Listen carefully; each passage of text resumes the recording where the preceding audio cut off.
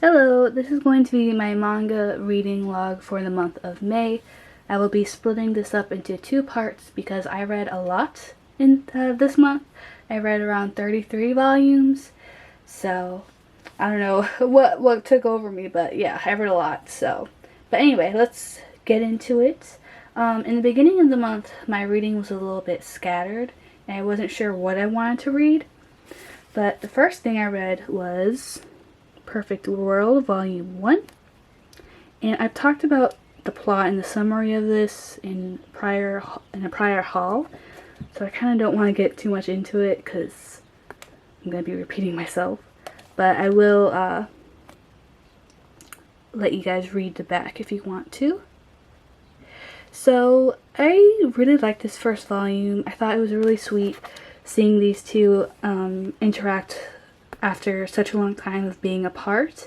And this volume is all about our female protagonist kind of realizing what it means to be disabled, and not only the actual lived reality, but when it comes to how society in our culture kind of looks down upon people who are disabled and how they're made to be like an other, right, and on the outside. But so there is that, but at the same time, this volume is also really sweet because, it does show these two kind of getting to know each other one again, and I think there are some really cute moments. So I'm excited to continue on with the series. However, I'm pausing on it because I really want to get caught up to other longer series that I'm reading right now. So there's a pause on this, but I'm really looking forward to reading the rest. Next, I read Origami, Volume 11.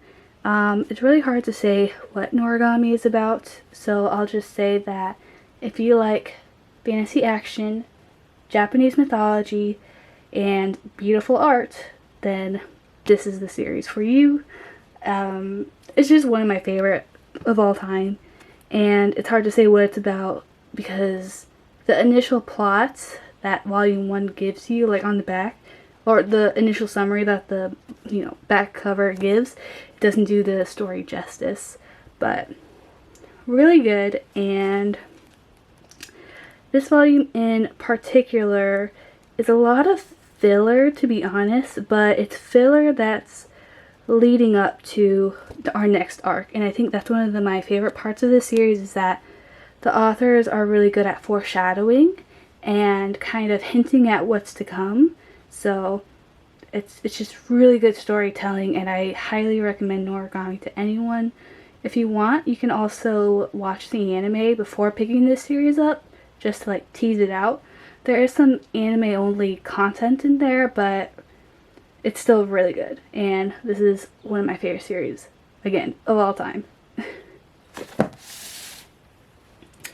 Then I read Spy Family Volume 2, and this is another series that I'm kind of taking my time with because I kind of read this when I don't know what I really want to read, and I kind of want something light because this is a really easy read. Easy in the sense that it's not dark or heavy, or you have to pay so much attention and figure out all the plot details. It's just very straightforward action comedy, and I love it. Again, I kind of already went over what this is about in a haul, so I won't go too much into it. But if you like the found family trope, if you like shenanigans and hijinks, if you like action comedy, then this is the series for you, and I can't wait to continue reading it. Now, next up in the beginning of the month, I read a ton of Kaguya-sama, Love is War, and specifically I read 1, 2, 3, 4, 5, 6, 7, 8 volumes. So I got caught up. I think that 8 volumes, or I'm just bad at counting. But of course the first one is volume 12 to 19. So I'm just going to show each cover and then kind of talk about it, because it's kind of hard to talk about what each volume is about without spoiling it, of course. But this series initially follows two high school geniuses who like each other, but don't want to confess. And so they're trying to get the other person to confess their feelings first. And so that is the initial premise. However, as the series goes on, it kind of expands as new characters join the fray, and we focus on those side characters and their progression, and relationships change and evolve, and it's just really, really good.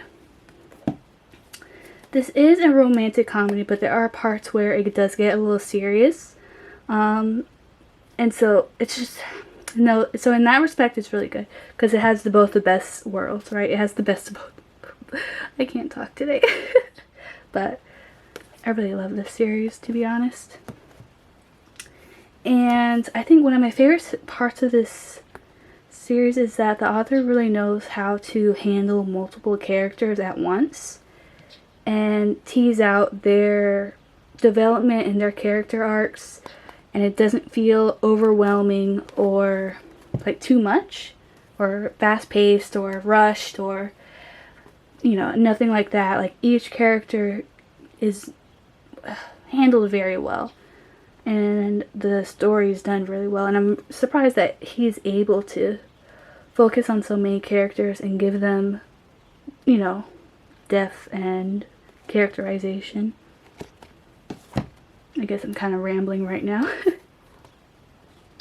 So the only thing that I didn't like in these volumes, or the one of the story arcs that I didn't like, is actually, I believe, in our last volume with our cover person right here, and it was kind of like her character arc, and I enjoyed it. Like, I like what it did, and I agree that it needed to be there, but we really do see a tonal shift and a pacing shift, and so it's like I didn't enjoy the execution, I guess you could say.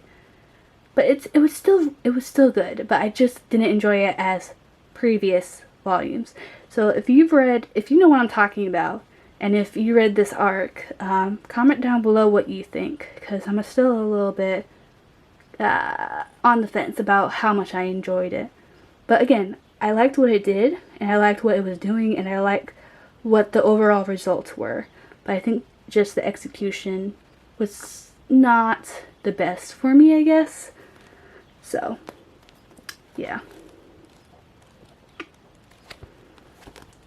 And that is everything I read in the beginning of the month. I will be back next week to talk about everything I read towards the latter half of the month. But, yeah, if you like this video, please consider giving it a like and subscribe. Comment down below what you've read in the month of May or in the beginning of May. I'd love to hear it. Or comment down below what you think about any of these series. I'd love to talk about that as well. But that's all I have for today. Thank you so much, and bye!